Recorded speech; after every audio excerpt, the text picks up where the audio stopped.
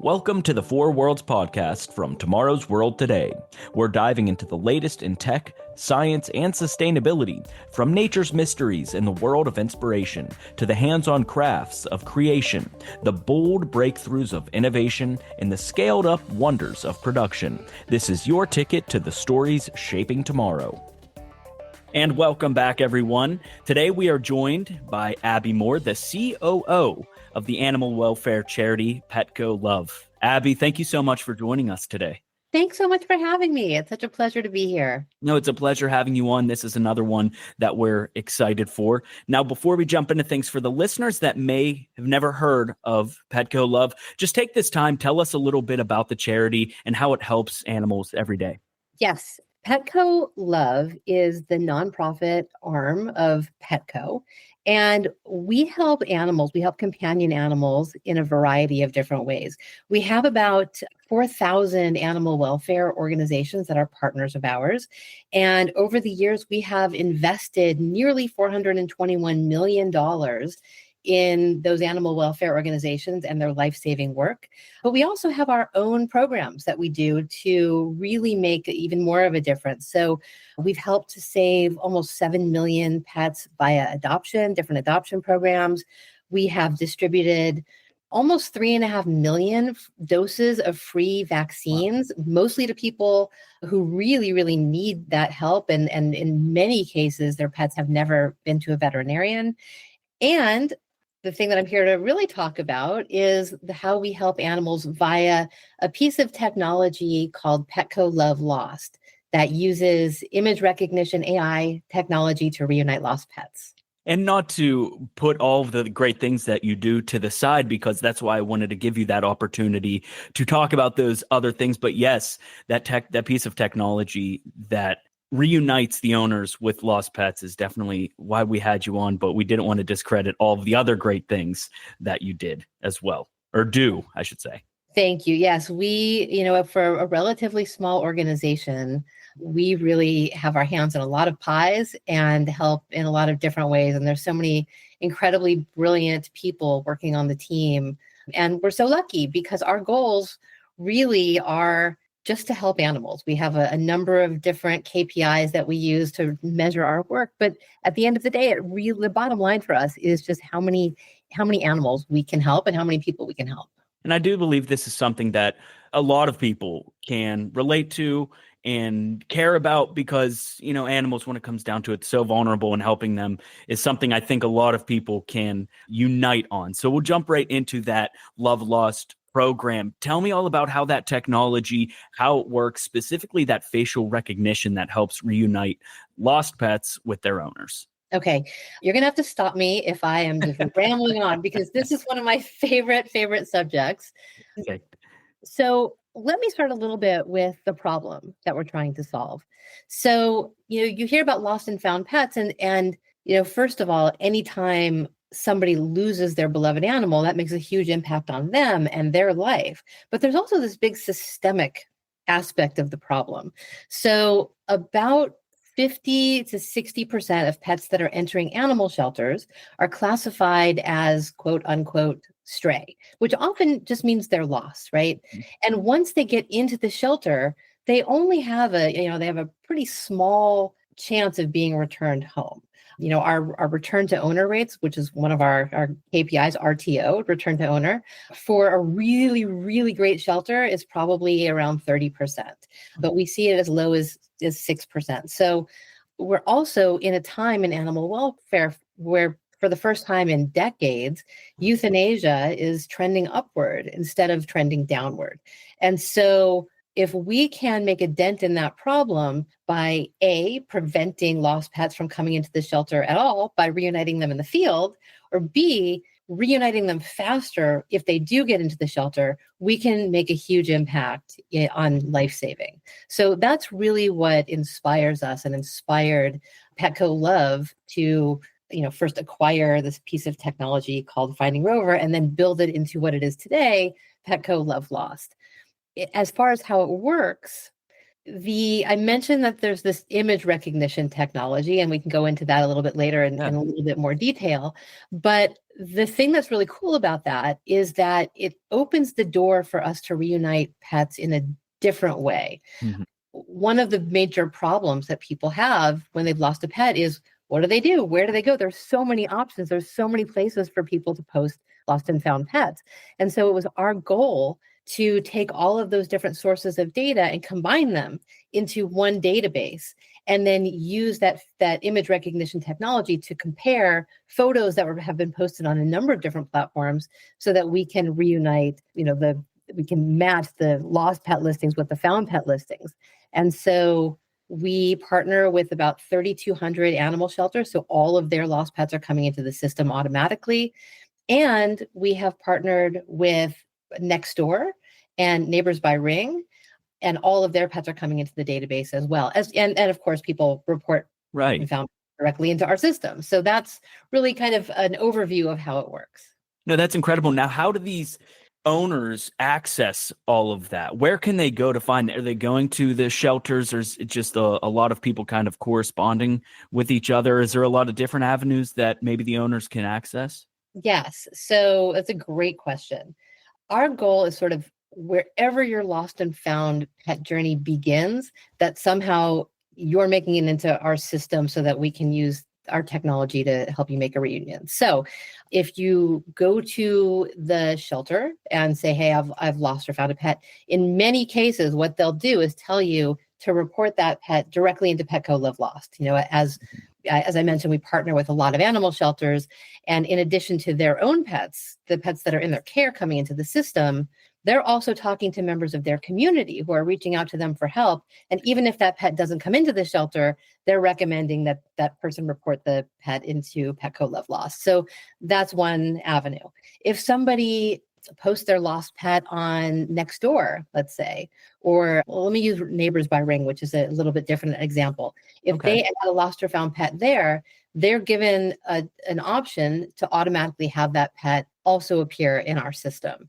If you are posting on Nextdoor and someone's searching on Petco Love Lost, we are automatically bringing all of those Nextdoor pets into our database as well. So it's just sort of it's a very complex process to manage all these different data sources, but it's so important that all lost pets and all found pets are in one single database, because, unlike in any other category, competition harms everybody in this space. If you lose your pet, Stephen, and you post that pet on Nextdoor, and I find your pet and I post on Petco Love Lost or post on Neighbors by Ring, and we don't have this universal database, we're not going to make that reunion happen. Yeah, it'll just be a lot of going back and forth, a lot of different going through one door, going out a different door. So when you're thinking about this technology, why did you choose that facial recognition? Was it one of the easier ways to make sure that all of these pets get into the database? I'm sure that might be the case. Yes, that is definitely part of the reason. I mean, first of all, it's a very precise way of searching. It also removes, in the case of animal shelters, some of the manual labor involved, prior to Petco Love Lost. And even sometimes now, animal shelters have people on their staff who will manually comb through listings on social media, or will take the pets in their care and really try manually to find listings, or even look at flyers that are posted in their neighborhood. That's not it's not the best way to use these people's time. And so by using this AI technology, it removes that sort of manual labor. It also removes human error from the equation.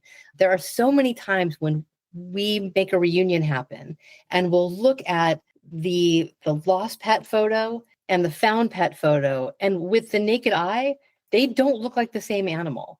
But Right. with our we just launched a totally refactored machine learning, and it uses 512 different data points, to compare photos, and it can see things that we don't see. And so that's another thing. But what you mentioned is also really important. We can just suck in all of these photos from all of these different data sources. And without any other information, we can make that reunion happen. And that's a really great point. Thinking about all of the animals, in let's just say the United States, you're bound to have dogs or cats that look like each other. Cats specifically. I mean, you have some orange tabbies that I couldn't tell the difference between 10 of them. Does this AI technology, is there certain aspects of the pet's face that it really focuses in on? Like you said, there's things that it can see that the human eye can't see.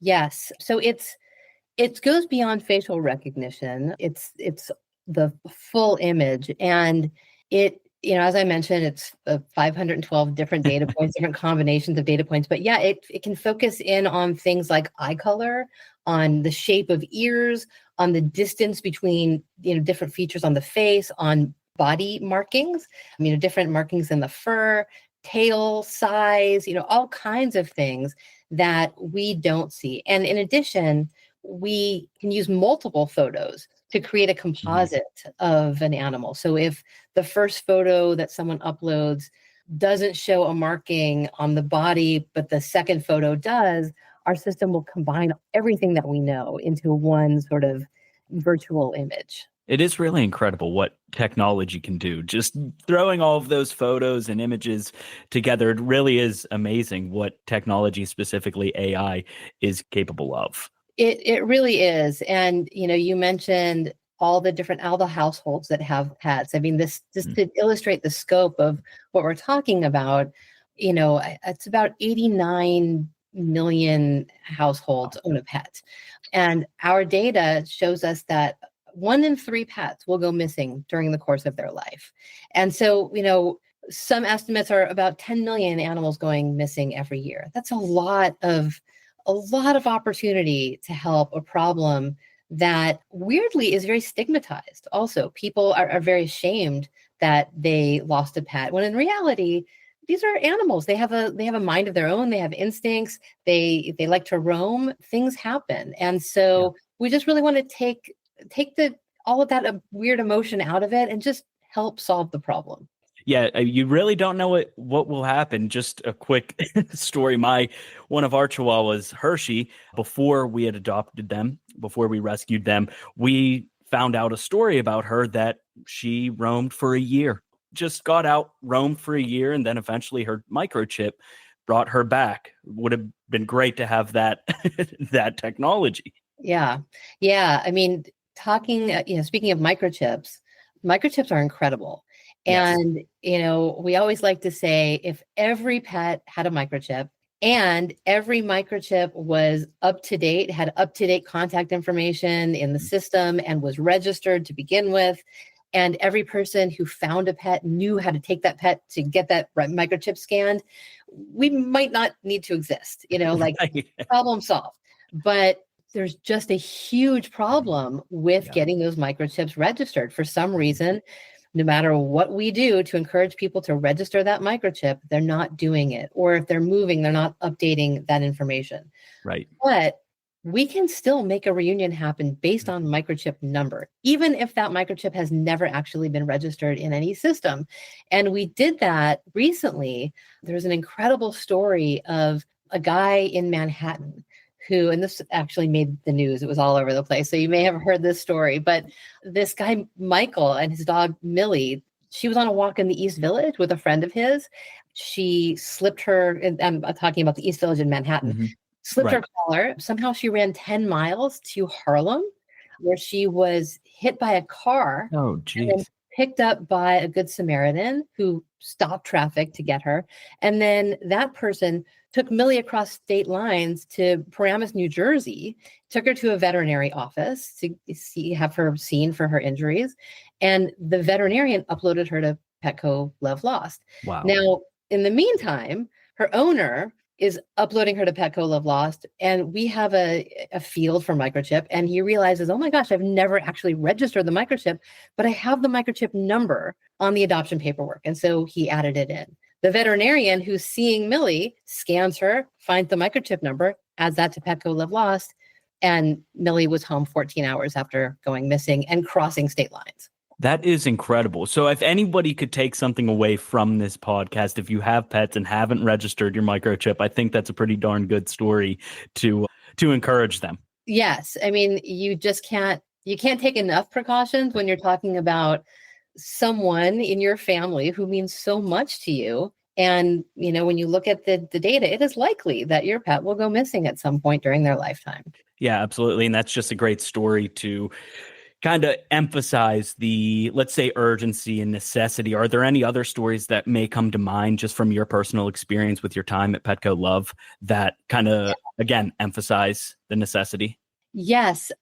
Before I jump into that, let me just say that also Please. people can preemptively register on Petco Love Lost before their pet ever goes missing, which is great because when you're in a panic and your pet is missing, locating things like the best photos or the microchip number or anything that they want to add in is, it's kind of onerous when you're panicked. But if you already have that, that profile set up, all you have to do is click one button and activate it. But another story is recently, there's a woman who was on vacation in Watsonville, California, Northern California, and her dog, I'm trying to remember the story. A door was open, the dog bolted, and she uploaded the dog to Petco Love Lost, stayed out of town longer than she was supposed to, searched for days and days and days, was absolutely heartbroken, finally went home to Southern California, kept checking every single day on Petco Love Lost. 5 months later, we sent her an alert that her dog was in the Santa Cruz County Animal Shelter and they were reunited 5 months later. So, most of the time these reunions are happening within 24 hours, but it does show you that not to give up hope, that there's a journey that some animals take, that it takes them a while to get into any system, but we can still make that reunion happen. Yeah, that's a great takeaway with this technology. It's something that just lets you hold on to that hope just a little bit longer, because sometimes not every case is the same. Sometimes it will take 5 months. So that's a really great point. I appreciate that story. I really hope this kind of encourages a lot of people and opens up their eyes to what you do and the technology and how you use it. So that is great. That is great. And by the way, everything we do is totally free. There's not even a way for you to spend money in the system unless you want to make a donation to support our nonprofit. Of course. Work. But we want to make sure that no matter who you are or what means you have or don't have, that you are able to find your lost pet, and that we're offering the same level of service, that we don't have any premium features. Everybody has access to the same level of service for $0. That is incredible. Again, I'm sure a lot of people's ears have perked up after that, because that is really great. And that's just goes to show the importance of charities, and especially when it comes to animals. Yes. And we're very fortunate because of our relationship with Petco. About 90% of our operating budget comes from those little donations that people make when they're checking out at their local Petco store. And because of that, we're able to just concentrate on doing good work. We don't have to constantly be thinking of ways to monetize our systems. We can just do what's right for animals and people.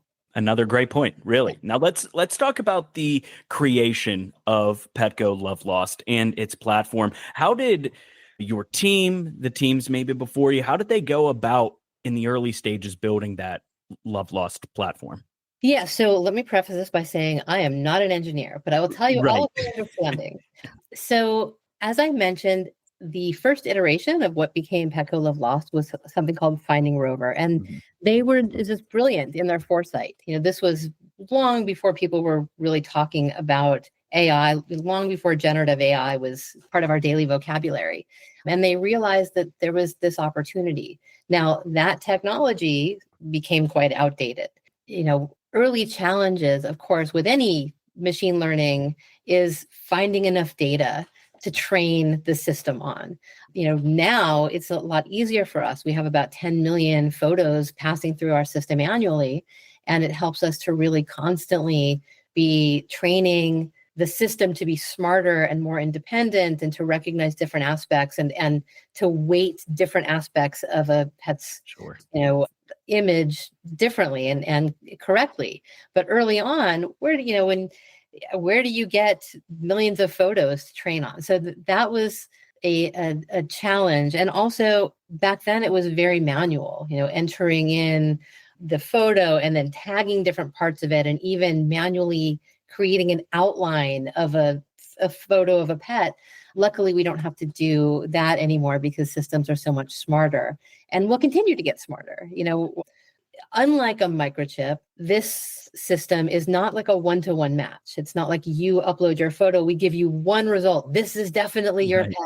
We're going to give you a page of search results ordered by what we think is, most likely your pet. We assign different, scores, and we, feature the highest score at the top. But eventually, I hope that it will be really accurate. Maybe it's like, hey, here are 2 pets. One of these we think is yours. And that's it. The beauty of it is the technology can only get smarter from here. Right now, as we're talking, it's the smartest that it will ever be. Or it's the smartest it's ever been. The quote, it has ever been. And so that is the beauty of it. And just thinking about that, and it's able to learn, it's able to grow. And hopefully one day those search results will be first result, it's yours. And maybe that's what you might be looking towards in the future. That is definitely a goal. I think of a world in which we know your pet went missing before you do. Maybe you're at work and your pet goes out the door, and your pet gets entered into the system, and we know that you live at X address and that you have this pet, and we're able to really make a match and contact you proactively. Today you need to manually activate your listing, but I see a time before too long where we'll really have such a vast database of people who have proactively added their pets to the system before their pet ever goes missing, that will really be able to reach out proactively and help your pet come home really quickly. No, that's great. And when we talk about the origins, you said finding Rover, acquiring them was a huge part of getting this off the ground. Are there any other key partnerships that really helped get Petco Love to where it is today? Yes. Animal shelters, which are a huge source of pet data, they tend to manage their operations using one of several different shelter management software programs. So when pets come in, they're onboarded into that system, and these systems manage the pet through the sort of life cycle of their time in the shelter. We have partnerships with each of those shelter management software systems so that those systems are automatically shipping those pets into our system, managing them, removing them when they're no longer in the system.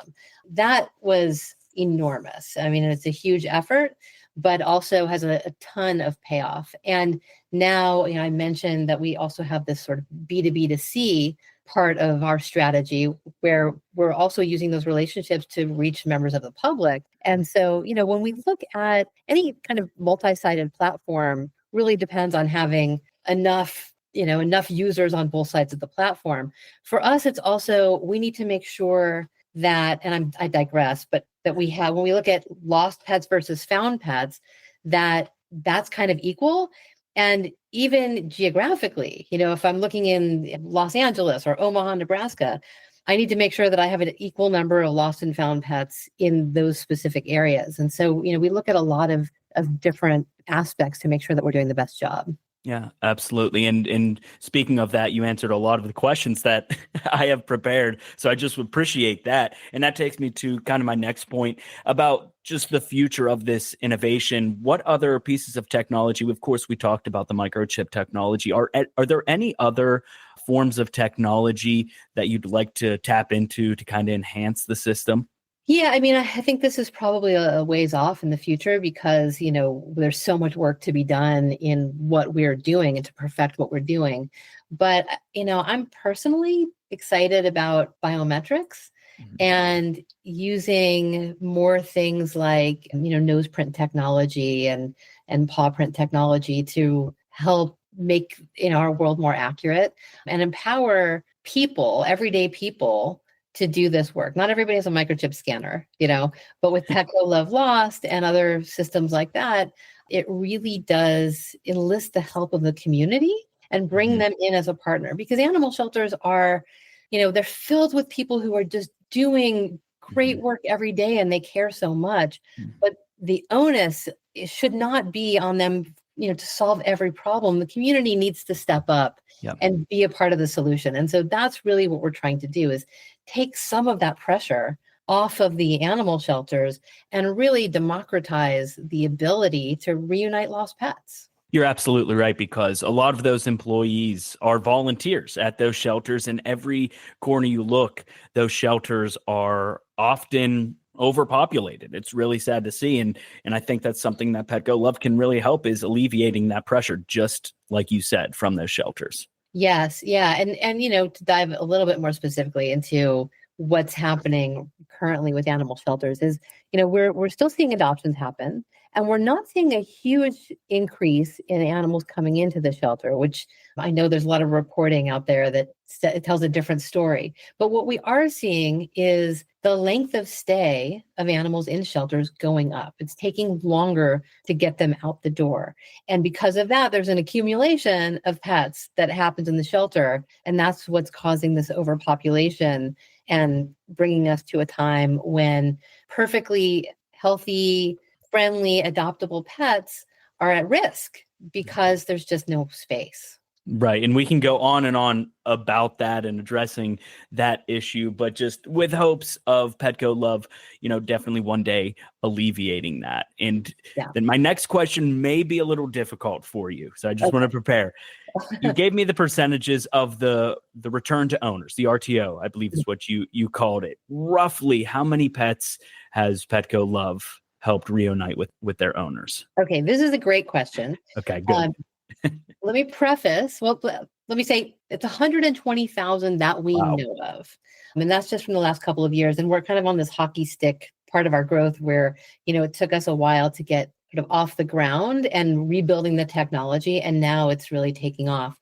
I say that we know of because it's often difficult to get people to follow up and tell us what happened. And so we do our best to follow up and ask them, were you reunited with your pet? If so, did Petco Love Lost? Were we instrumental in making that reunion happen?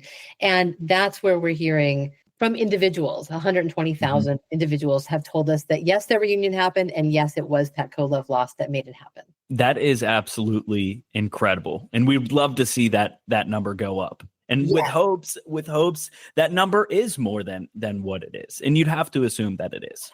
Yeah, I mean, we think it's significantly higher, but we want to be very honest about reporting our progress, and we want to be honest with ourselves, because I think the most dangerous thing that you can do if you're in any area of innovation that is really impact driven is to tell yourself a story that things are better than they are. There's always room for lots of improvement. There's room for us to innovate more. There's room for us certainly to spread the word more and to get more people aware of Petco Love Lost. And when they see people on social media posting about their lost pet, to recommend that they go and create a free account on Petco Love Lost and post their pet. But 120,000 is still something that we're very proud of. And would you encourage, let's say, people that aren't pet owners to also maybe register or download the app or what have you, just to kind of keep an eye out? Is that something that Petco Love does? I mean, that's a great thing to do. I don't think I've ever been asked that. That's a great question. Yeah, there are people who, whether they have a pet or not, we call them super users. Yep. They're in the system all the time. They are looking on their local social media. They are taking responsibility for sort of being, I remember block parents. Like you might be too young. When I was a kid, we had block parents. If you were in trouble, you knew what house to go to for help. So there are people who have kind of assigned themselves that role of being the guardian of pets in their community. And we actually have a special page that people like that can go to. If you go to our homepage at petcolovelost.org and you scroll down, you can click on See All Pets, and you don't have to upload a photo. You can just search. We also have a really cool map view that we just launched that shows where pets were lost and found in a community and allows people to post sightings as well. So even if they don't have the lost pet in their care, but they saw a pet, they can help be part of the solution. And certainly, even if you don't have a pet, you can still find a pet in the street at any given time. Right. And we're here to help because we know that's a very stressful situation. You don't know what to do. Maybe you're on your way to work. Yeah. and to stop and try to help, we really appreciate. No, that is awesome, because I can't imagine how many times, just me, for example, like I've seen dogs on the side of the road where you're kind of unable to stop your car, get out and help. One, we did stop, and it was an aggressive dog that seemed like it was, just scared. Yeah. That happens, I'm sure, to a lot of people. So having this outlet, something to kind of let a community know without having to really put the dog, pet, cat, whatever at risk. Yep. Very good point. Mm-hmm. Now, we are talking about people joining in animal shelters, getting involved with that technology. What does that onboarding process kind of look like? Or is it just so simple that they just go right on to the website and they're in? It is very simple. We have a small team of people who do outreach to animal shelters and help them get onboarded into the system. It's a very simple process. We just, we want to remove as much friction as we can. And like I said, I know animal shelters are just constantly busy trying to save as many lives as possible and help as many community members as possible. So if we can take this work off of their plate and make it easy for them to sign up and connect that animal shelter software that I mentioned so that their listings are automatically uploaded and maintained, that really is our goal. Absolutely. And I could sit here and talk about the technology behind it, but as we wrap things up, I really would love to hear maybe a powerful story you personally have heard with a family being reunited with their pet, and some of the feedback that you've got from pet parents or pet owners that have used the platform. Yes. I actually have a piece of feedback right in front of me that just came in. We do a lot of we do a lot of qualitative research. We talk to people every week who have lost or found pets, whether they're successful or not in reuniting them. We did an interview with an 85-year-old woman who was reunited with her cat. And she sent an email after the interview, and I'm looking at it, and she said, I thought about it after the interview was over, but I wish I had said, I'm 85 years old, and if I can do it, anybody can do it. It's very user-friendly. And that was so just music to our ears, that we've created something that no matter how savvy you are, regardless of how intricate and sophisticated the technology underlying the system is, that anybody can come and use it and easily get into the system and figure out how to reunite with their pet. So that's very meaningful. But, clearly anybody who's ever loved a pet, and especially if you've lost one, how absolutely terrifying it is. And so we hear a lot of feedback from people who are just incredibly grateful that we were there to help them, whether we helped or not. We hear from people that we weren't able to help who still appreciated what we were able to do for them and help them calm down and give them some hope in the moment. So there's that. I will end with the story that's behind the acquisition of Please do. Finding Rover. Our chief financial officer, Caroline, incredible, brilliant person. We had some involvement with Finding Rover. We were partnered with them. And we knew that there was, they had some interest in it being acquired. Right at that moment, Caroline's two beloved little dogs escaped her home. And she was frantic. And on a whim, she remembered, Finding Rover and that we were partnered with them. And she added her pets and got a match. Miraculously got a match that her pets were in a shelter. She called that shelter. That shelter said her pets weren't there.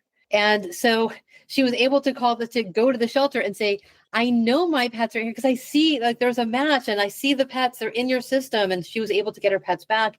And that really was what sort of sparked we need to become the caretakers of this piece of technology as the nonprofit in the field. We need to make sure that everybody, like Caroline, is able to reclaim their pets. That is incredible. Yeah. That is a great story. And I wish I would have asked about that earlier, but I will say that is a great kind of point to end on, really the footnote of this interview. That's incredible. Yeah, it's something that we talk about all the time as our origin story. And, you just never know how valuable something like that is until it happens to you. Yep. And you're that frantic pet parent. Yeah, absolutely. But the one thing I do want to end on, just feel free to tell everyone where they could find you, how they could follow, and how they can sign up for Petco Love. Yes, you can find us at petcolovelost.org, and you can create a preemptive registration. It's super, super easy.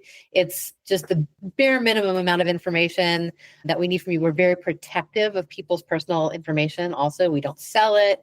We don't share it with anybody. Very protective of privacy. Upload a photo and just make sure that you are prepared. If anything happens, you can just click your one button and activate your listing. And certainly if you lose or you find a pet, we're here to help anytime, 24 hours a day, free of charge, petcolovelost.org. And of course, there's a lot of things that we did not get to. So take that time and really explore all of the things that Petco Love does that we didn't have a chance to get to today. All right, Abbie, thank you so much. That's all the time we have. We just want to thank you so much for joining us today. We really appreciate it. And this was a lot of fun. Thanks for having me. This was a fantastic conversation, and thanks for asking so many great questions. We appreciate it. We appreciate it, of course. All right, everyone, that's all the time we have. We'll see you next time. Thanks for listening to this episode of the Four Worlds Podcast. Until next time, you can catch up on the latest innovations shaping our world at tomorrowsworldtoday.com, follow us on Facebook and Instagram, and be sure to subscribe to our YouTube channel.